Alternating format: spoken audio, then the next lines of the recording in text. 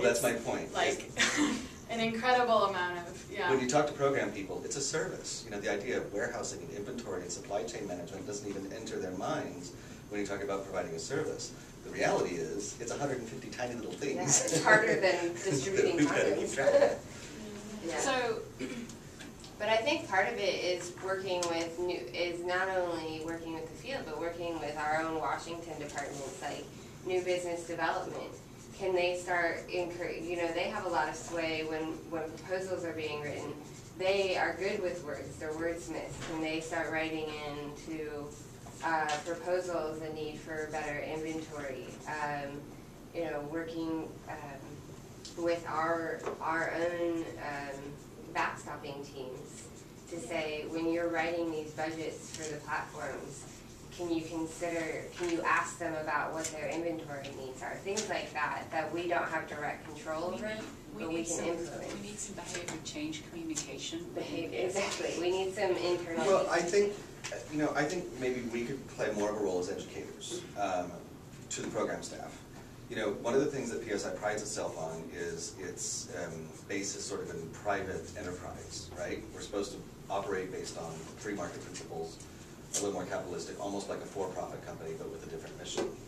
I mean, maybe we need to educate the program staff on the benefits of inventory control, why it's a worthwhile. Well, that's why I like how you brought us up into the whys, because those are all the things that we have to do behavior change communication explanations on. So it's like, Like you that's need the why is a everything. All those whys are the things that I think. That's a good point. We know this stuff. How do we get people outside this room to understand that impact? Maybe that's page 1 of our new manual. Yeah. But I think Why you should read this book. Well, I think it's not just the manual. It's about, as you said, I'm like, you know, do we need to do brown bags on it? Do we need to do, like, why do you care about this stuff? We've got global retreats, regional retreats coming up. Yeah. Like, is this stuff that we need to be? Are there opportunities in the next 6 months to start helping people think about these things? Is there a way to maybe do a case study to, you know, do some research and collect some hard data? I mean, take the example of Zambia where production managers are scrambling, you know, calculate the cost of that scramble. Yeah. How much money could we have saved Yeah. had we planned this thing? How many more circumcisions could we achieve if? I think there is a question though, like, what is the motivation? Because I know we claim that, you know, we want to run like a private sector, but sometimes the motivation that we as an organization has is very different than what a for-profit company would have. Like, you know, like there is no, you know, with the, if you don't sell at a for-profit, your money's not there. We have the money kind of up front. Sure, I agree with that. You don't think, like, I mean, how might... I think we sell delis. What? Right, well, so that's the motivation, but in the field, I think, is our experience is that they don't, that might be on the program staff, but in terms of the warehouse manager or the buyers, or they don't know about dailies, they don't care about dailies. They don't get any They benefit. think everything's donated. It's interesting, like everything, all of our stuff is donated. We have a really hard time explaining like donor funded or those enterprise fund, project codes even.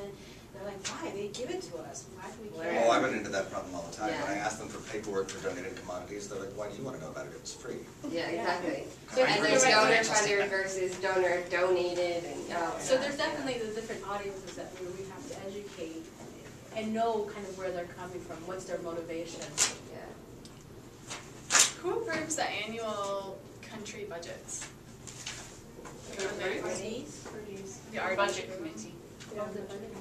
Well, made up of Which is RDs and RD. Cs, right? Right. It's made Mostly up RDs. of Brian, Doug, Lisa, Sally, Stephen Chapman, Sally, Stephen Carl. Chapman, Carl, and Kim. I have my meeting next week, so.